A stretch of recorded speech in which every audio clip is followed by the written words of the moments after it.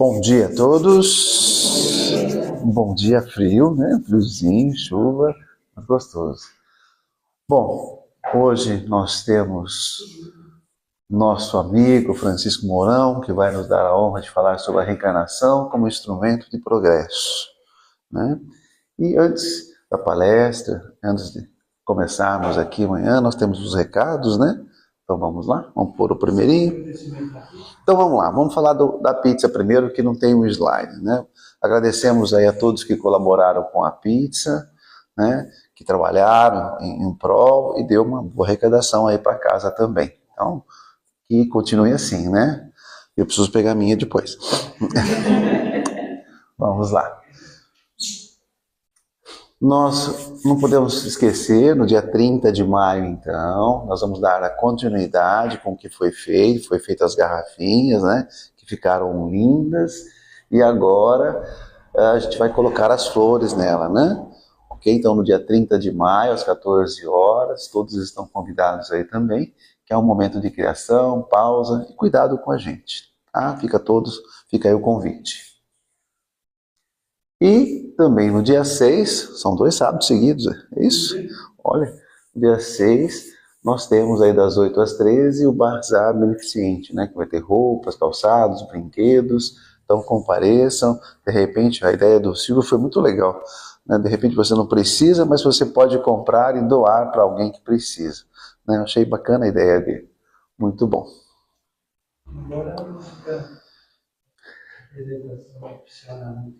Então, olha, hoje nós temos aqui a Andréia, que está nos prestigiando, né? Ela fez uma música para casa, olha que bacana. Nós tivemos o prazer de ver, de conhecer na semana passada, né? Então, vamos colocar a música então, vamos lá.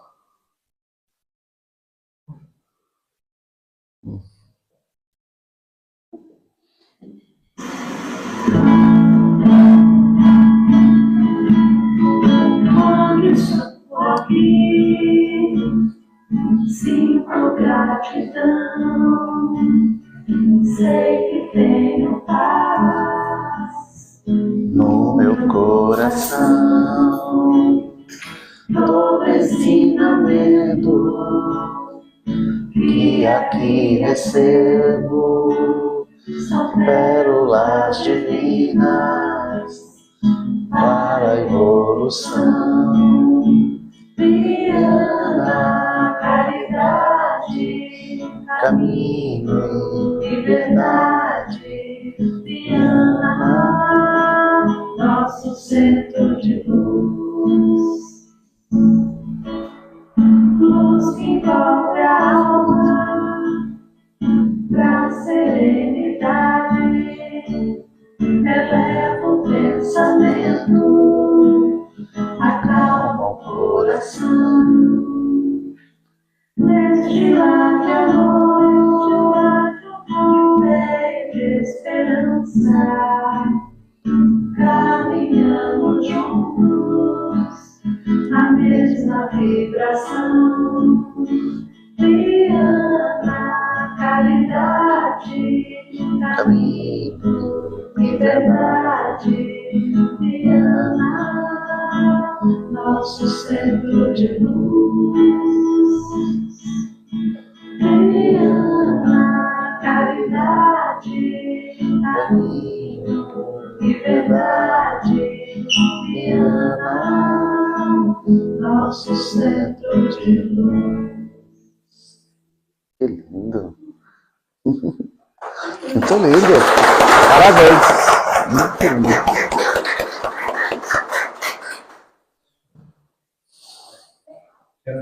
Ok. Bom, então eu vou pedir para que cada um, então, depois dessa música linda, né, se conecte ao alto para a nossa prece inicial. Senhor Jesus, nosso Mestre amado e amigo de todas as horas, nesta manhã de domingo aqui nos reunimos com os corações agradecidos por mais essa oportunidade de aprendizado, de renovação e de paz. Obrigado, Pai, de infinita bondade, pela semana que se passou, pelas experiências vividas, pelos desafios que nos fortaleceram e pelas bênçãos silenciosas que muitas vezes nem percebemos. Agradecemos pelo amparo dos bons espíritos que nos sustentaram naqueles momentos difíceis e nos inspiraram todos os nossos passos no caminho sempre do bem. Nesse instante, então, elevemos nossos pensamentos em gratidão por essa casa de oração, por todos os trabalhadores encarnados e desencarnados que colaboram para que aqui encontremos acolhimento, esperança e esclarecimento espiritual. E que hoje possamos abrir nossas mentes, nossos corações, para a palestra que ouviremos a seguir, trazida pelo nosso amigo, colaborador, Francisco Mourão, sobre o tema Reencarnação como Instrumento do Progresso. Que os ensinamentos dessa manhã nos ajudem a compreender melhor a sabedoria das leis divinas. Abençoa nosso palestrante então, inspira as suas palavras e permita, Senhor, que cada um de nós receba aquilo de que mais necessita nesse momento de vida. Que assim seja. Francisco, agora é com você. Meus amigos, bom dia. Que alegria poder estar sempre aqui, né? Nesta casa bendita que nos acolhe com tanto amor, com tanto carinho. E eu me sinto especialmente grato por estar hoje aqui refletindo junto com vocês sobre um tema do Evangelho tão importante e que é um dos pilares da nossa doutrina espírita cristã, a reencarnação. O tema que me foi sugerido para preparar tem esse título, A Reencarnação como Instrumento de Progresso. Eu já havia estudado esse tema num capítulo do Evangelho segundo o Espiritismo, já havia preparado, né? Ninguém pode ver o reino do céu se não nascer de novo, né? Nós já sabemos de todas essas questões todas, né? Mas eu procurei reestudar, reolhar, reexaminar esse tema sob essa ótica específica de que, fato, reencarnação é uma bênção para todos nós, mas em especial, o seu principal objetivo é nos dar a oportunidade de que nós continuemos a nossa tarefa de aprendizado e evolução. Nenhum de nós, segundo a vontade do nosso Criador, foi criado de forma acabada, de forma já definitiva. É vontade do nosso Pai a criação dos seres de uma forma simples, de uma forma ignorante, mas carregando em cada um desses seres a herança divina da perfeição.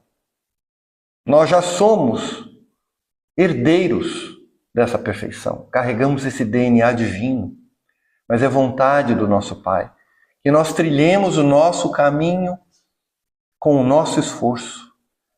E como o mérito do bom filho que também trabalha sob orientação do Pai, é dessa maneira que o Criador espera que nós também atinjamos melhores níveis de compreensão, de sabedoria e de felicidade. É isso que o Pai quer de nós, que nós sejamos felizes, que nós sejamos perfeitos à imagem e sua semelhança. O evangelista João deixa muito claro esse registro de que Jesus esclareceu esse tema. No capítulo 3 do Evangelho de João, ele descreve aquele diálogo maravilhoso que Jesus teve com um sábio da lei judaica, um senador fariseu chamado Nicodemos. É um diálogo famoso, conhecido, que pode ser interpretado de várias formas, mas para aqueles que estudam a doutrina espírita não há dúvida que Jesus, naquele diálogo, deixava claro a lei da reencarnação. E esse diálogo é revestido de tanto simbolismo, de tanta profundidade, que Humberto de Campos faz uma releitura desse momento descrevendo com muito mais detalhes, além daquilo que está no Evangelho de João, capítulo 3, como de fato aquele diálogo aconteceu naquela noite. Se a gente for olhar o livro Boa Nova, de autoria de Humberto de Campos, na lição 14, Humberto de Campos descreve com uma maravilhosa beleza o que aconteceu.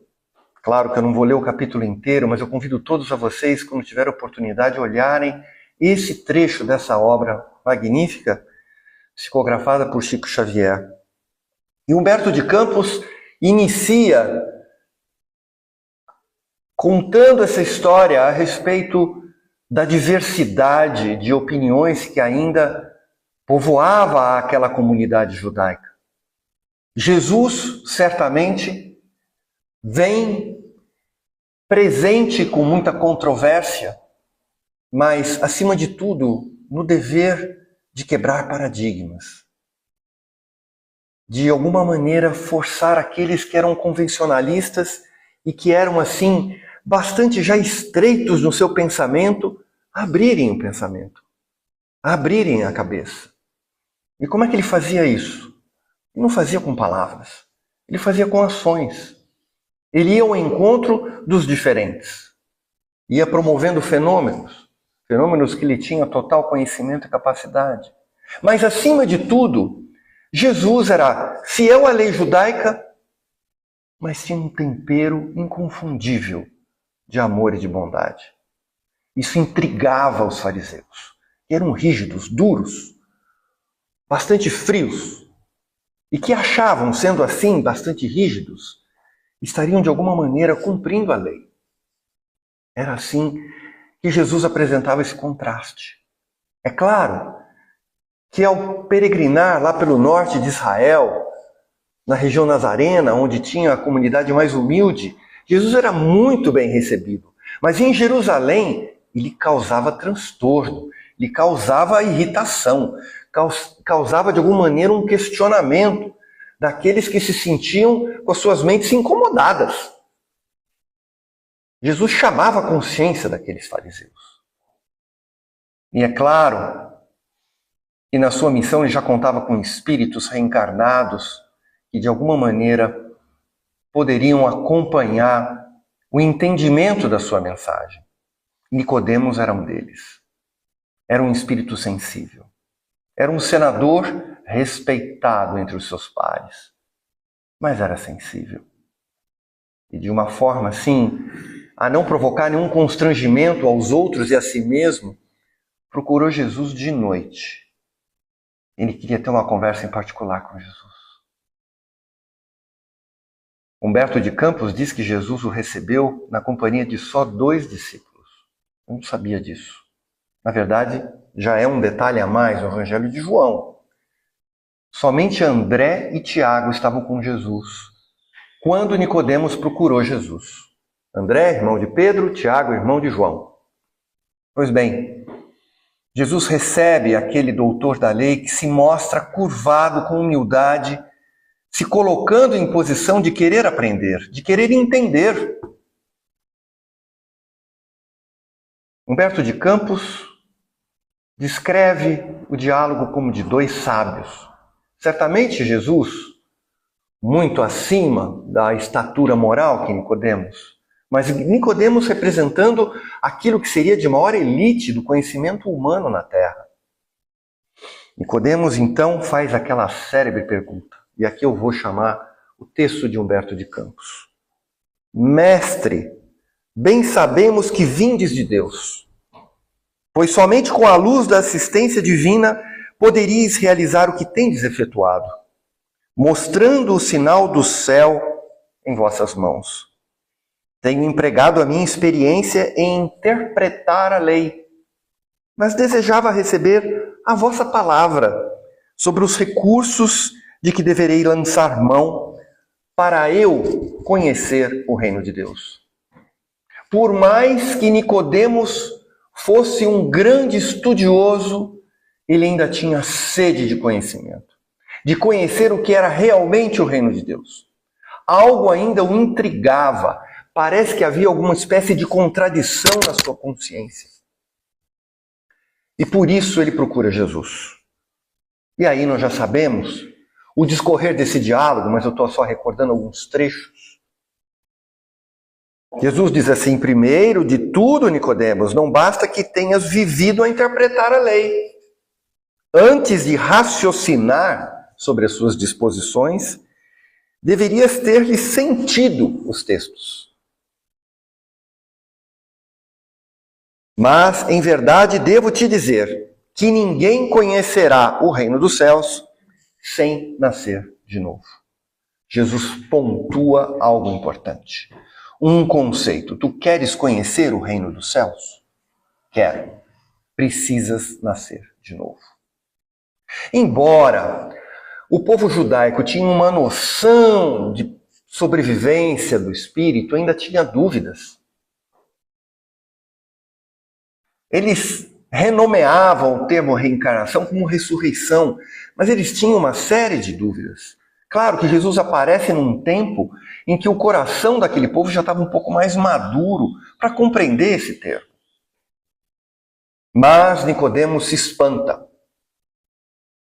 e volta a perguntar para Jesus: como pode um homem nascer de novo sendo velho? E aí, meus amigos, vamos olhar essa pergunta de uma forma ampla, tá? Não só velho no sentido físico, mas velho no sentido das convicções. Porque à medida em que a gente vai envelhecendo cronologicamente, parece que a gente vai fortalecendo o nosso ego, né? A gente vai ficar sendo convicto das nossas verdades, né? Porque cada um de nós tem as suas experiências e, de acordo com as experiências, acaba tendo as suas convicções. Nicodemos fazia uma pergunta muito profunda. Mas é claro que, ao mesmo tempo, carregava uma ingenuidade, né? Como é que um velho vai entrar dentro do ventre da mãe, né? Ele não conseguia entender esse processo. Pois bem, Jesus responde: em verdade, reafirmo-te ser indispensável que o homem nasça e renasça para conhecer plenamente a luz do reino.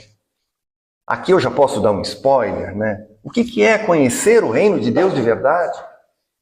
É realmente estar em sintonia com a sua lei.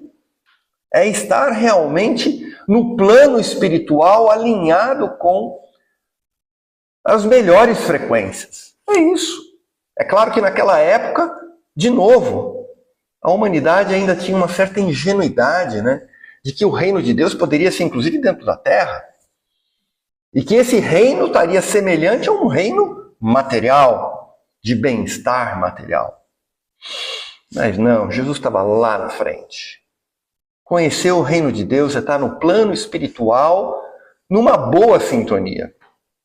E nós hoje espíritas entendemos isso. E para que se conheça toda essa lei, é preciso viver. É preciso experimentar. E 50, 60, 70 anos, 100 anos, são absolutamente insuficientes para dar ao espírito a necessária experiência e sabedoria para que a gente possa, de fato, se alinhar nessa perfeição divina. É tão simples e tão lógico, mas que naquela época, de acordo, logicamente, com aquele sectarismo, com aqueles exclusivismos, e que ainda hoje nós vemos, né? Era muito difícil entender isso. Jesus vem justamente no contraponto, dizendo que todos são herdeiros do reino. Todos são filhos de Deus. E ele vai além. Olha, aquele que está sofrendo mais é o que vai estar melhor quando retornar ao reino de Deus. Algo que realmente era incompatível no entendimento daquele povo. Então, Nicodemos volta a dizer: mas como pode ser isso? Pergunta para Jesus. E aí, obviamente, Nicodemos talvez seja a representação de todos nós, né? É como se nós hoje estivéssemos ainda perguntando para Jesus, né? Como é que pode isso? Como é que pode? Eu ainda arrasto tantas imperfeições, eu ainda arrasto tantos vícios, e eu esforço, tal qual Paulo, né, que fala, tudo aquilo que eu quero fazer eu não consigo fazer, e tudo aquilo que eu não quero fazer eu ainda faço. Nós somos ainda Nicodemos, perguntando a Jesus. Porque ninguém pode dizer aqui que é ignorante total no Evangelho. Nós já sabemos bem sobre as questões da lei do alto. Mas nós ainda repetimos essa pergunta. E aí Jesus responde, tá? Jesus responde. E responde de uma forma firme. Eu não vou dizer dura, mas firme. Jesus diz assim: és mestre em Israel e ignoras essas coisas? Inquiriu Jesus como surpreendido. É natural que cada um somente testifique aquilo que saiba. Porém, precisamos considerar que tu ensinas. Chamou Nicodemos, puxou a orelha de Nicodemos. Apesar disso, não aceitas os nossos testemunhos. Se falando eu de coisas terrenas, sentes dificuldades em compreendê-las com os teus raciocínios sobre a lei, como poderás aceitar as minhas afirmativas quando eu disser das coisas celestiais? Seria loucura destinar os alimentos apropriados a um velho para o organismo frágil de uma criança. Nicodemos ficou constrangido, envergonhado, dizendo assim: ixi, eu não estou entendendo mesmo. Se despediu de Jesus e saiu. Humberto de Campos continua a narrativa daquela noite. Lembrem, né, que Jesus estava acompanhado de 2 discípulos. Obviamente, a oportunidade ali era para ensinar os discípulos, que depois transmitiram esse momento para todos nós. O primeiro a se manifestar foi André. André ficou assim, olhando para Jesus. E aí Jesus pergunta: por que tamanha admiração em face dessas verdades? As árvores não renascem depois de podadas? O corpo é uma veste. Eu estou resumindo aqui, tá? O corpo é uma veste. O homem é seu dono. André, olhando aquilo, sentindo, ouvindo Jesus, mas... mestre, já que o corpo é como uma roupa das almas, por que não somos todos iguais no mundo? Vejo belos jovens junto de aleijados e paralíticos. Jesus responde: acaso não tenho ensinado que tem de chorar todo aquele que se transforma em instrumento de escândalo? Cada alma conduz consigo própria o inferno ou o céu que edificou no âmago da consciência. Seria justo conceder-lhe uma segunda veste, mais perfeita e mais bela, ao espírito rebelde que estragou a primeira? Que diríamos da sabedoria de nosso Pai se facultasse as possibilidades mais preciosas aos que as utilizaram na véspera para o roubo, para o assassínio, para a destruição? Os que abusaram da túnica da riqueza vestirão depois as dos fâmulos e escravos mais humildes, como as mãos que feriram podem vir a ser cortadas. Aí, Jesus, ao comentar isso, desperta, tanto em Tiago e em André, a mesma lei judaica. Olha só para onde foi esse diálogo, que interessante. Porque, ao comentar isso, despertou em Tiago a vontade de falar sobre a lei de talhão. Tiago chegou e falou assim: olha, Jesus, mestre, então agora nosso mundo vai ser só de desgraça. Porque se um erra, o outro tem que pagar, ele vai pagar depois pelo erro do outro, e assim vai, assim vai, assim vai. Não vou aqui resumir aqui o diálogo de Tiago, para a gente seguir adiante. Um mestre fixou os olhos e acrescentou: em verdade eu te reafirmo indispensável que o homem... Dentro da lei de Moisés, como se verifica o processo de redenção? Ele perguntou para Tiago. Tiago meditou tal e falou assim: o homem pagará olho por olho e dente por dente. Pensas como Nicodemos. Capturou Tiago. Está procedendo como Nicodemos, replicou Jesus. como todos os homens, aliás, têm raciocinado, mas não têm sentido. Ainda não ponderaste, talvez, que o primeiro mandamento da lei é uma determinação de amor? Acima do não matarás, não adulterarás, não cobiçarás, está o quê? Amar a Deus sobre todas as coisas, de todo o coração, de todo o entendimento. Como poderá alguém amar o Pai aborrecendo-lhe a obra? E aí, Jesus diz assim: as revelações do céu com egoísmo, que é próprio, organizaram a justiça como edifício mais alto do idealismo humano. Achei essa frase linda. Na verdade, a humanidade, dentro do seu orgulho, coloca a justiça acima de tudo. Jesus diz assim: eu, entretanto, coloco o amor acima da justiça do mundo e tenho ensinado que só ele cobre a multidão dos pecados.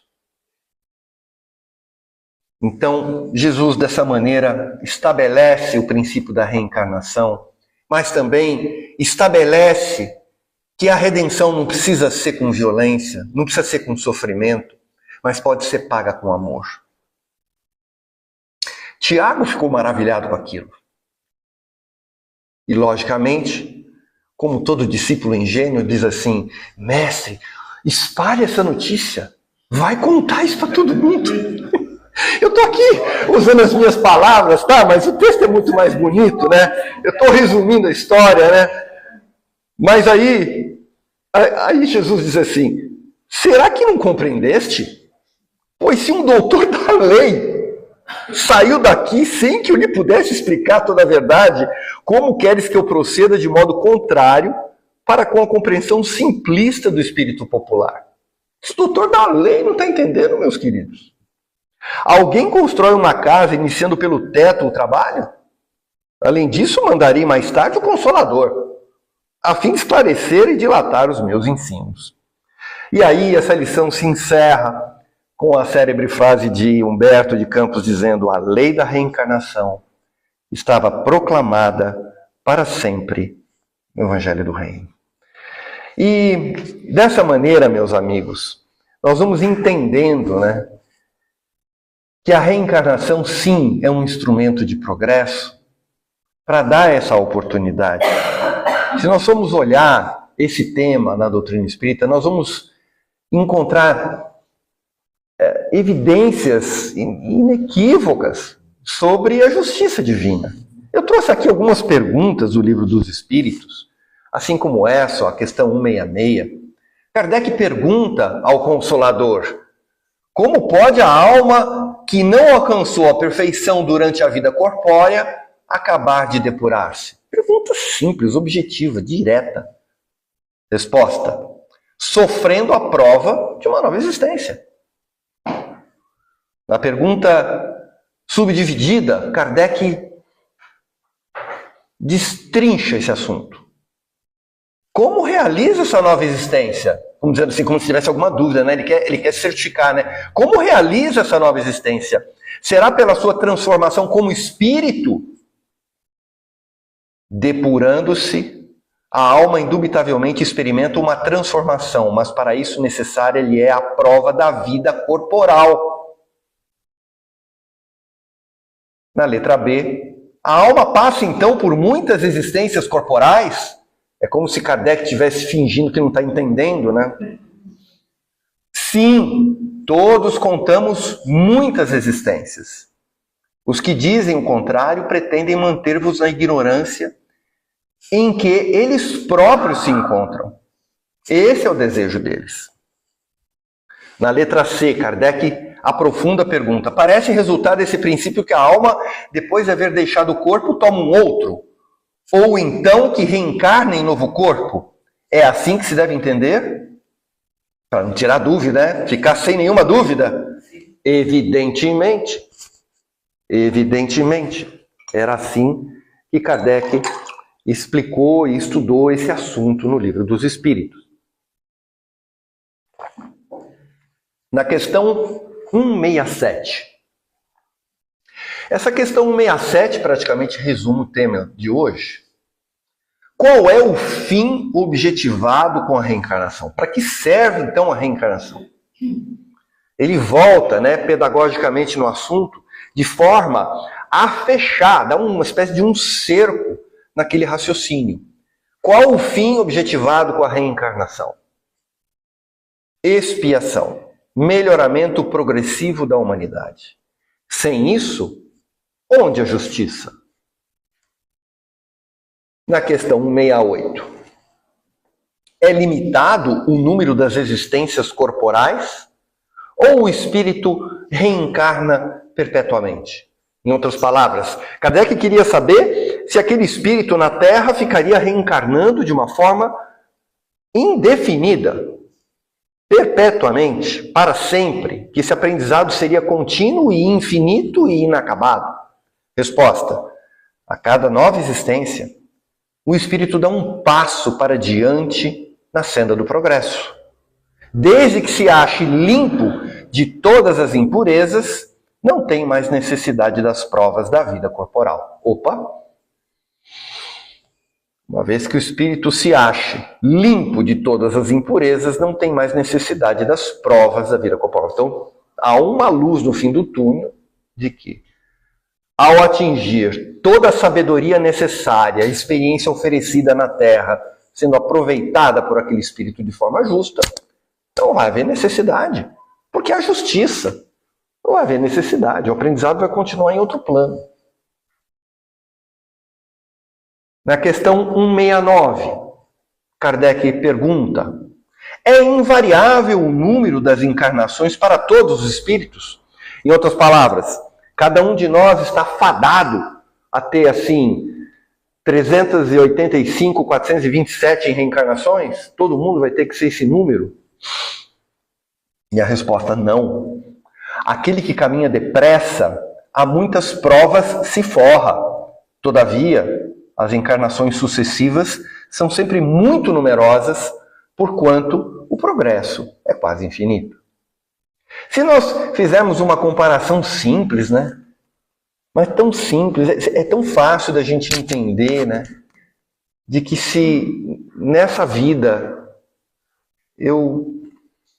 praticamente a minha existência toda, eu fiquei dedicado a estudar um pedacinho da ciência, que é a citricultura, que é a produção de citros, de laranja, de ensinar um pouco sobre isso, de conhecer um pouco sobre isso.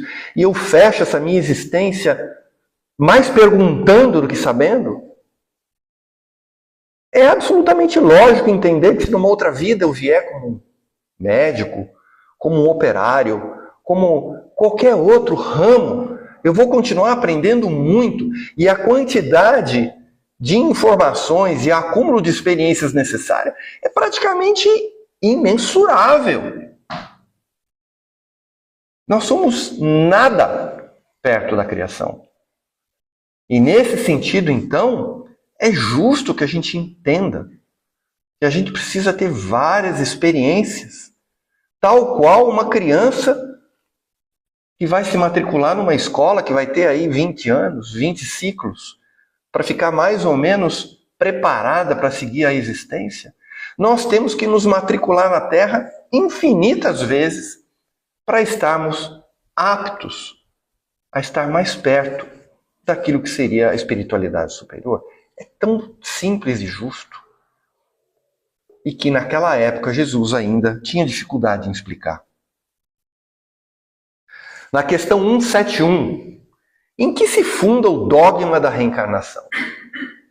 Na justiça de Deus e na revelação, pois incessantemente, repetimos, o bom pai deixa sempre aberta a seus filhos uma porta para o arrependimento. Não se diz a razão que seria injusto privar para sempre da felicidade eterna todos aqueles de quem não dependeu a melhorar-se?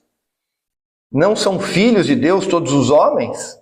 Só entre os egoístas se encontram a iniquidade, o ódio implacável e os castigos sem remissão. Então, se de um lado a gente precisa de muitas oportunidades, muito injusto seria o pai de conceder alguns anos de vida curta numa única existência, de forma muitas vezes injusta, desproporcional, a um irmão que está muito mais exposto à possibilidade de erro do que o outro. Seria uma avaliação injusta. Para mim, que sou professor, logo de cara eu vejo isso, é injusto. São condições diferentes, condições de aprendizado diferentes. Portanto, as provas são diferentes, as notas têm que ser diferentes. Então está muito claro que realmente esse dogma é importante para que se estabeleça a justiça divina. Seria lícito investigarmos com os espíritos amigos as nossas vidas passadas? Olha, não precisamos ler tudo isso, a resposta é muito longa, mas o bom senso mostra que não, né? É óbvio que não. Isso tiraria o nosso mérito, na maioria das vezes, no nosso esforço pessoal. Se existe um esquecimento temporário para as nossas relações de hoje, é porque deve ter uma causa justa. E nós sabemos, aqueles que estão mais dentro desses grupos mediúnicos, que é o momento certo para que se possa entender as relações do mundo que nós vivemos quando estamos encarnados. O mérito maior está justamente em nós enfrentarmos as dificuldades, vencermos os desafios. E da mesma maneira como Jesus disse, pagarmos nossas dívidas com amor. E é nesse sentido que as relações familiares, de amizade, em tantos outros meios da nossa convivência, são grandes oportunidades para que nós, espíritas cristãos, prestemos atenção. Opa, existe alguma desafinidade com esse irmão aqui. Eu preciso cuidar disso. Porque nessa desafinidade, pode ser que eu seja o devedor. Não sei quem é. Que eu faça a minha parte para que eu possa, de alguma maneira, me redimir de todas essas questões. O que fica sendo o espírito depois de sua última encarnação? Kardec, para variar, né? Para deixar dúvida. Bom, então se precisa de música para ficar bem, então o que fica ele depois da sua última? Espírito bem-aventurado. Puro espírito.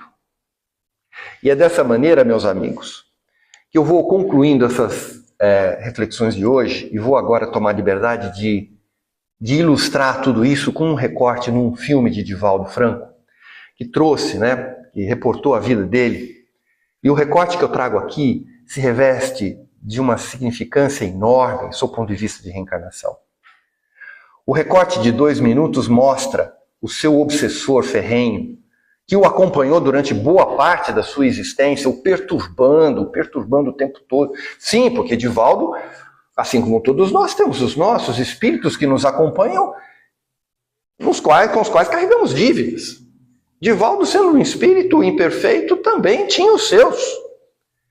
E por um bom tempo na sua existência teve um obsessor, logicamente, no caso de Divaldo era um pouco pior, porque ele podia ver, ele podia conversar. Nós, pelo menos, temos esse benefício da gente ter um diálogo assim mais silencioso, Divaldo era muito mais difícil, porque ele via a ação perversa do seu inimigo, do seu algoz. Por um bom tempo ele o perseguiu. Mas o recorte do filme, eu não vou dar o spoiler para quem não viu, é um recorte significativo, revestido de muita importância no que significa a reencarnação. A reencarnação para o próprio Divaldo e a reencarnação para aquele outro espírito relatado no recorte. Vamos ver o recorte e depois a gente comenta. Vai criar uma criança feia desse jeito? Com certeza. E vou registrar em meu nome como eu fiz com as outras. Você seria mesmo capaz de amar essa criança? Não tenho a menor dúvida. E ao senhor também. Amar a mim? Sim. Porque a julgar pelo seu interesse por essa criança em meio a tantas outras, amá-la seria uma forma de amar o senhor também. Você sabe quem é essa criança? Sei sim. É um presente de Deus.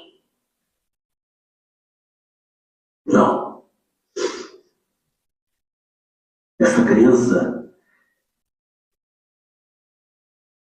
é a reencarnação da sua mãe. Eu não falei que era um presente de Deus. Eu vou amá-la como minha filha. E a cada olhar, a cada sorriso, a cada abraço que ela me der, eu estarei aprendendo a amar o Senhor também.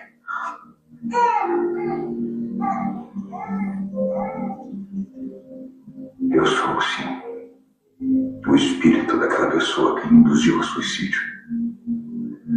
Mas eu não sou mais aquela pessoa. Eu reconheço minha dívida. Mas eu não quero pagar com a minha morte. Eu quero pagar a minha dívida com amor. Eu espero que o Senhor me entenda e me perdoe. Eu já entendi. Eu já entendi. E talvez com o tempo eu também consiga te perdoar. Amar eu já não sei. Porque é muito difícil de se livrar de um sentimento de ódio cultivado por séculos. Também espero que me entenda. Entendo perfeitamente. O perdão verdadeiro, às vezes, demora muitos anos para acontecer. Mas se continuarmos nos alimentando de ódio e de vingança, permaneceremos acorrentados um ao outro por muito tempo ainda. O processo evolutivo nos vincula uns aos outros de uma maneira tão perfeita que só nos resta uma alternativa para curar as nossas feridas: amar. Ainda não sou bom o suficiente para isso. É, sim. O Senhor foi criado à imagem e semelhança de Deus, portanto já é bom. E quem já é bom não pode se tornar aquilo que já é. Tem que deixar de ser aquilo que não é. Não se trata de colocar a máscara da bondade, e sim de retirar a máscara da maldade, porque é ela que lhe esconde. Livre-se dela. Um Deus não pode ser vingativo. Ainda vou aprender o que é isso. Fique em paz. E que Deus ilumine ainda mais o seu caminho.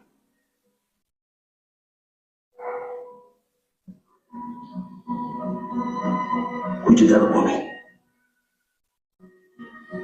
Cuidarei. Como minha filha.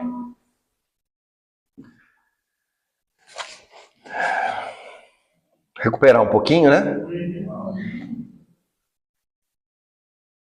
Então, meus amigos, eu espero que esse recorte do filme possa ter ilustrado suficientemente bem a importância da reencarnação como sendo uma lição absolutamente imprescindível para todos nós.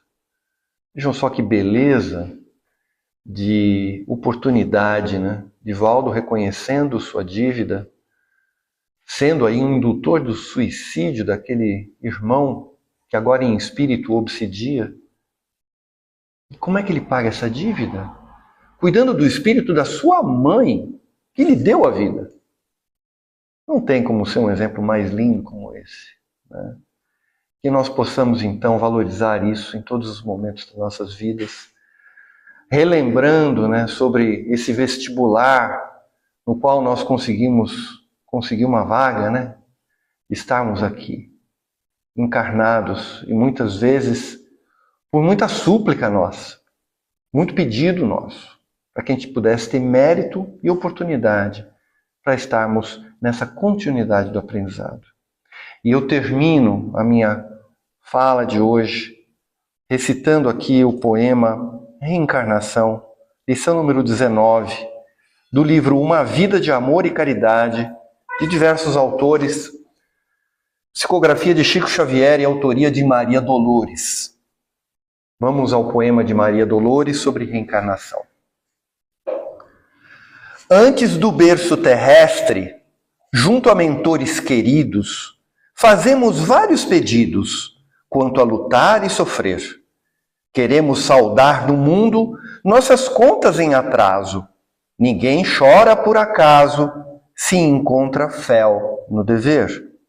Renascemos carregando o peso do compromisso, doenças, mágoas, serviço, menosprezo e solidão.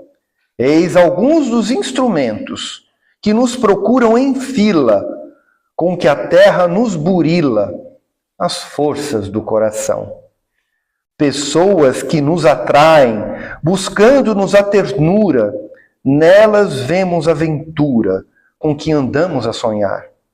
Depois é que se descobre que não são joias nem flores, mas simplesmente credores e ajustes por acertar. Se te vês em grandes provas, se alguém te fere ou maltrata, em acessos de alma ingrata, perdoa fazendo bem. Estás na escola da terra, aprende a servir e amar, permanece em teu lugar, não abandones ninguém. Maria Dolores. E com essas palavras eu agradeço mais uma vez essa oportunidade de poder refletir sobre esse tema e de trazer aqui à tona para que todos nós, mais uma vez, reconheçamos essa bondade infinita de Jesus e nos trilhar no caminho do bem, na certeza de que cada uma de nossas existências seja a mais bendita e benéfica possível para todos nós. Muito obrigado, que nos abençoe. Um bom domingo a todos. Nós é que agradecemos por essa aula, né? Esse review, vamos dizer assim, né? É sempre bom relembrar tudo isso, como você mesmo começou, né, Mourão? Nós sabemos de tudo isso, né? Mas como é bom, por que nós estamos aqui toda semana? Porque nós precisamos lembrar, toda semana a gente precisa lembrar, todo dia a gente devia assistir um review desse, né? Muito obrigado, viu? Foi excelente, muito obrigado. Bom, dando continuidade, para nos prepararmos aí mais ainda para o momento do passe, então vamos no Quanta Luz.